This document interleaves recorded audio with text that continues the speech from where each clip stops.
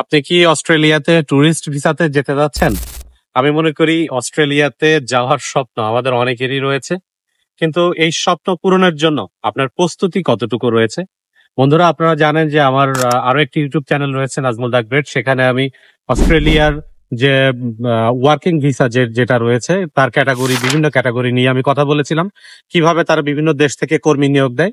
তো সেখানে আমি দেখলাম যে অনেকেই কমেন্ট করেছেন যে ভাই, কিভাবে অস্ট্রেলিয়াতে ট্যুরিস্ট হিসেবে যাওয়া যায় এবং তার জন্য কি কি প্রস্তুতি নিতে হবে। খুবই সুন্দর প্রশ্ন। তো এটা তো আর কমেন্টে আসলে লিখে এটা বোঝানো সম্ভব না। যার কারণে আমি ভাবলাম যে একটা ভিডিও করে আপনাদেরকে যদি আমি এই বিষয়টা যদি উপস্থাপন করি এবং ক্লিয়ার একটা আইডিয়া দিই, তাহলে কিন্তু আপনাদের প্রস্তুতি নিতে খুবই কিন্তু সুবিধা হবে।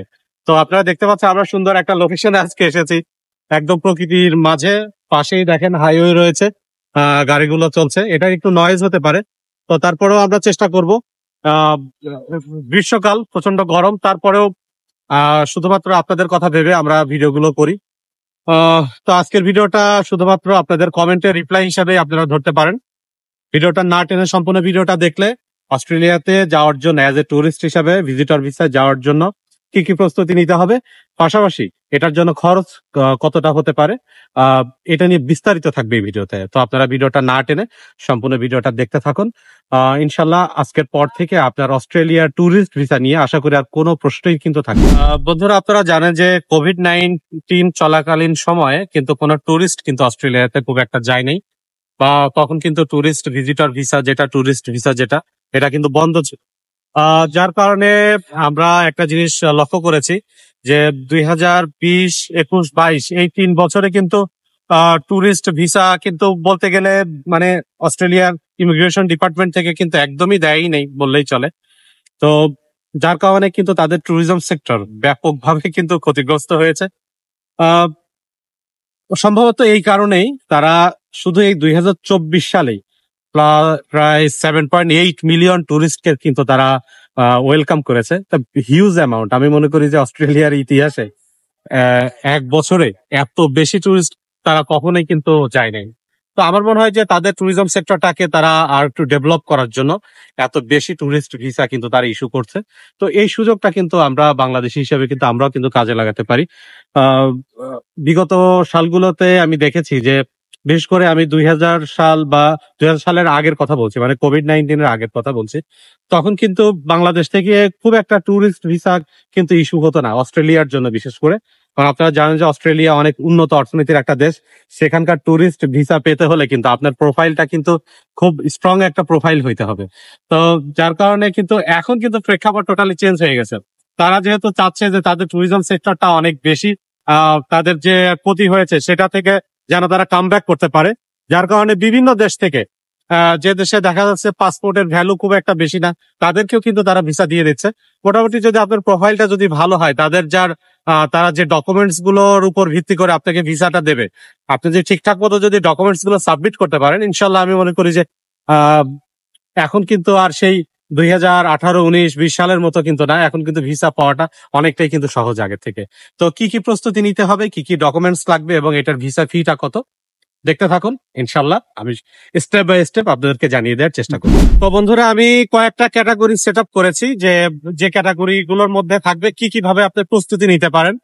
নাম্বার 1 হচ্ছে আপনার যে ব্যক্তিগত যে সকল ইনফরমেশন রয়েছে, যে সকল ডকুমেন্টস রয়েছে, যেমন তার মধ্যে নাম্বার 1 থাকবে হচ্ছে আপনার পাসপোর্ট।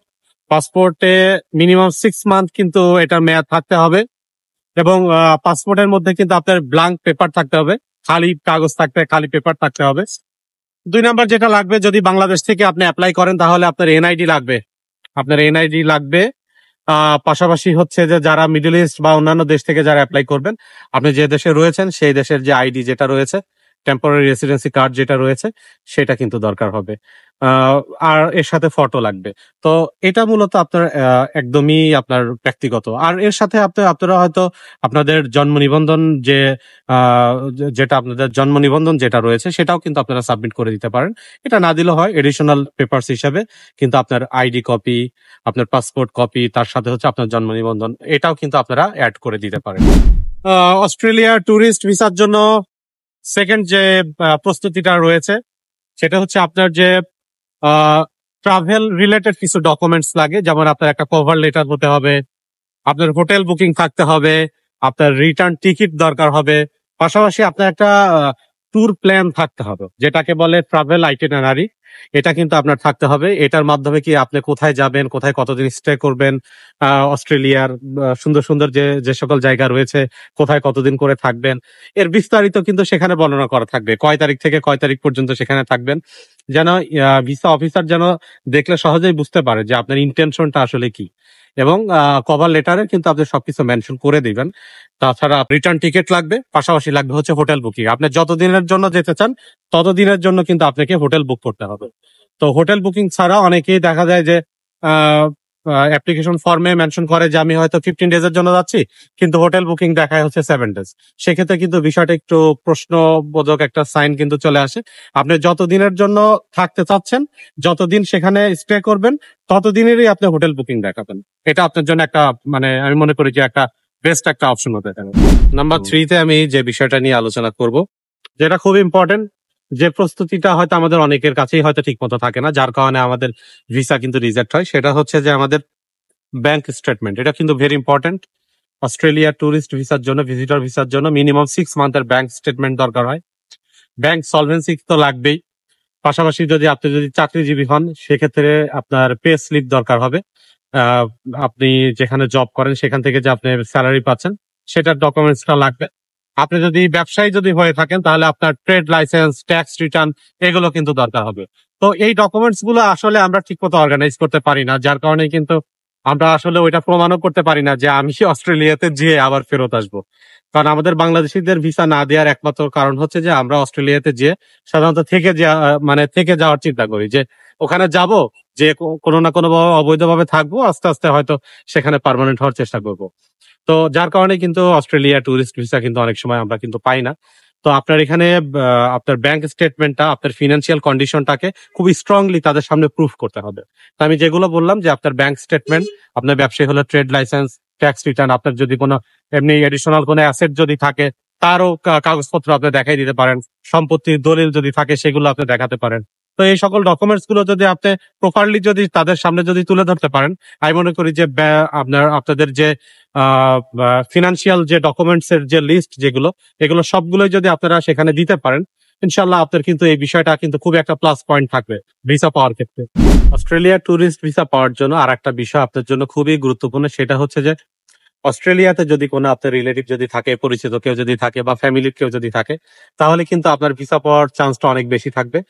সে যদি আপনাকে একটা ইনভাইটেশন যদি দেয়, সে যদি আপনাকে ইনভাইট করে, তাহলে কিন্তু আপনি খুব সহজেই ভিসা পেতে পারেন। এক্ষেত্রে ভিসা পাওয়ার চান্সটা কিন্তু অনেক অংশেই কিন্তু বেড়ে যায়। আমি মনে করি যে যাদের অস্ট্রেলিয়াতে নিজের ফ্যামিলির কেউ বা আত্মীয় স্বজনের কেউ এরকম আছে, যে আপনাকে ইনভাইটেশন লেটার পাঠাতে পারবে, আর সে আপনাকে ইনভাইট করবে, যে তার সাথে আপনি দেখা করতে যাবেন, তার সাথে মিট করতে যাবেন, বা তাদের কোনো একটা অনুষ্ঠানে আপনি জয়েন করতে যাবেন, কোনো একটা পার্টিতে আপনি জয়েন করতে যাবেন।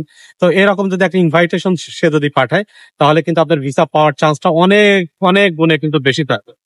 তো সাধারণত যে আপনাকে ইনভাইটেশন পাঠাবে, তারও কিন্তু ডিটেলস আপনাকে এখানে সাবমিট করতে হবে। সে অস্ট্রেলিয়াতে কি করে, সে কোন প্রভিন্সে রয়েছে, তার প্রফেশন কি, তার স্যালারি কেমন, সে কেমন ইনকাম করে, তার নিজের কোনো বাড়ি আছে কিনা, তার কাছে যদি আপনি যান আপনি কোথায় থাকবেন, তার কাছে আপনি থাকতে পারবেন কিনা, এই বিষয়গুলো কিন্তু আপনাকে প্রুফ করতে হবে।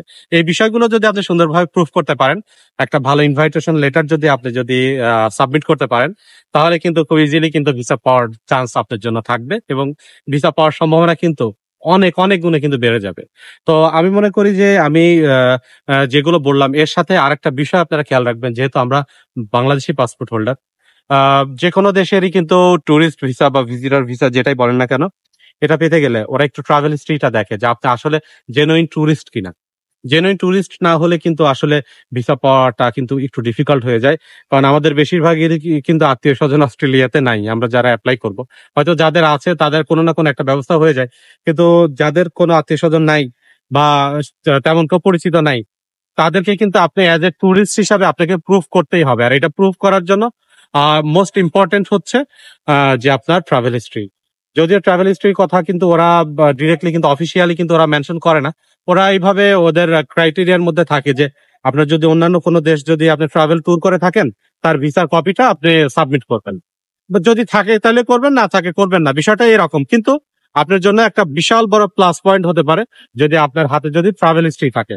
তো অস্ট্রেলিয়ার মতো এত বড় একটা দেশে আপনি ট্যুর করার আগে আপনি ছোটখাটো কিছু যে দেশ রয়েছে, যেমন আপনারা থাইল্যান্ডে যেতে পারেন, মালয়েশিয়া, সিঙ্গাপুর, টার্কি, এরকম কিছু দেশ যদি ট্যুর করে এসে তারপরে যদি আপনারা অ্যাপ্লাই করেন, তাহলে কিন্তু আপনার প্রোফাইলটা কিন্তু অনেক বেশি স্ট্রং হবে।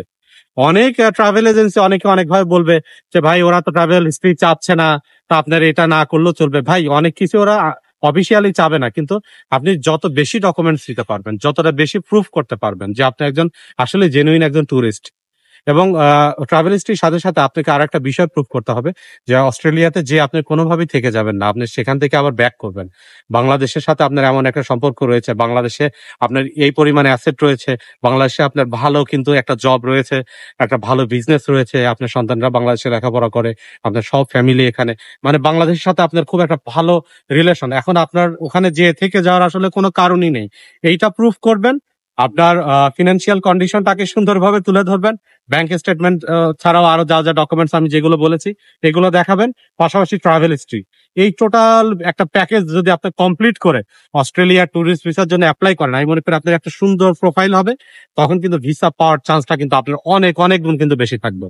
বর্তমান সময়ে ভিসা পেয়ে যাওয়ার চান্স আমি মনে করি প্রায় 90% থাকবে। আমি যে ডকুমেন্টস গুলোর কথা বলেছি, যদি আপনি ঠিকঠাক মতো আপনি যদি সাবমিট করতে পারেন।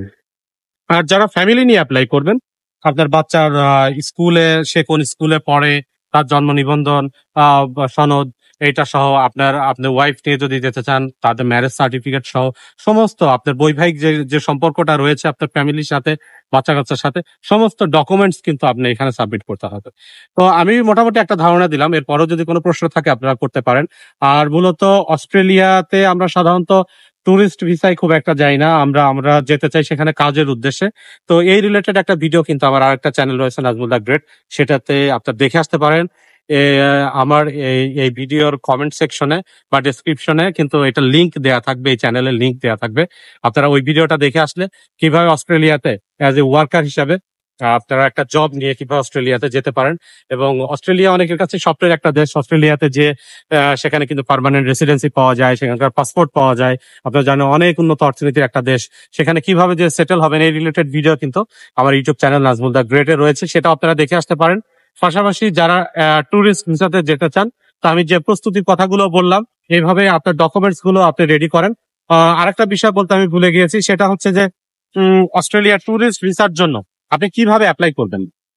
অস্ট্রেলিয়া ট্যুরিস্ট ভিসার জন্য অস্ট্রেলিয়ার ইমিগ্রেশন ডিপার্টমেন্টের যে ওয়েবসাইটের যে লিঙ্ক, সরি, আমি সেটাও কিন্তু আমার ডেসক্রিপশনে দিয়ে দিব। আপনার সেখানে যে আপনার নিজেরাই কিন্তু ফর্মটা ফিল আপ করতে পারেন, যারা ইংলিশে দক্ষ রয়েছেন। এক্ষেত্রে আপনার খরচ হবে $150, এম্বাসি ফি যে $150 এটা পে করতে হবে আপনাকে, বাস এটাই কিন্তু খরচ। খুব একটা বেশি কিন্তু খরচের বিষয়টা না, মেইনলি হচ্ছে আপনার ডকুমেন্টস গুলো রেডি করতে। তো বন্ধুরা, আমি মূলত জানিয়ে দেওয়ার চেষ্টা করলাম যে কিভাবে আপনি প্রস্তুতি নেবেন, কি কি ডকুমেন্টস লাগবে। তো এইভাবে প্রস্তুতি নিয়ে কিন্তু আপনি অস্ট্রেলিয়া ট্যুরিস্ট ভিসা কিন্তু পেতে পারেন। পাশাপাশি আপনারা যারা বিভিন্ন দেশে ট্যুর করতে চান, তাদের সবারই কিন্তু আমি যে সকল ডকুমেন্টস এর কথা বলেছি, মূলত বেসিক ডকুমেন্টস কিন্তু এগুলাই। আপনারা এগুলো সংগ্রহে থাকলে শুধু অস্ট্রেলিয়া না, আরো অন্যান্য দেশে ট্যুরিস্ট ভিসার জন্য কিন্তু আপনারা অ্যাপ্লাই করতে পারবেন। তো বন্ধুরা, সবাই ভালো থাকবেন। আশা করি এই ভিডিওটা দেখার পর থেকে আপনাদের একটা আইডিয়া হবে যে আসলে কি কি ডকুমেন্টস লাগবে, কিভাবে আপনি প্রস্তুতি নিতে পারেন। তো আমাদের চ্যানেলে যারা নতুন তারা অবশ্যই চ্যানেলটাকে সাবস্ক্রাইব করবেন, এরকম আরো অনেক ইনফরমেটিভ ভিডিও নিয়ে আমরা আপনাদের সামনে হাজির হব। সবাই ভালো থাকবেন। আমার দুইটা চ্যানেল রয়েছে, আপনারা জানেন, একটা হচ্ছে নাজমুল দা গ্রেট, আর একটা হচ্ছে এই চ্যানেল দেশি ভাই অন ফায়ার। তো দুইটা চ্যানেলকেই আপনারা সাবস্ক্রাইব করে রাখবেন। আমরা রেগুলার এখানে কিন্তু ভিডিও আপলোড করে থাকি। আপনাদের ভালো ভালো কমেন্ট, আপনাদের সাহায্য সহযোগিতা এবং আপনারা যে আমাদেরকে সাপোর্ট দিচ্ছেন, এই সবকিছু মিলাই কিন্তু আমরা অনুপ্রেরণা পাই এবং এগিয়ে চলতে এই বিষয়টা কিন্তু আমাদেরকে অনেক হেল্প করে। তো বন্ধুরা, আজ এ পর্যন্তই। সবাই ভালো থাকবেন। আসসালামু আলাইকুম।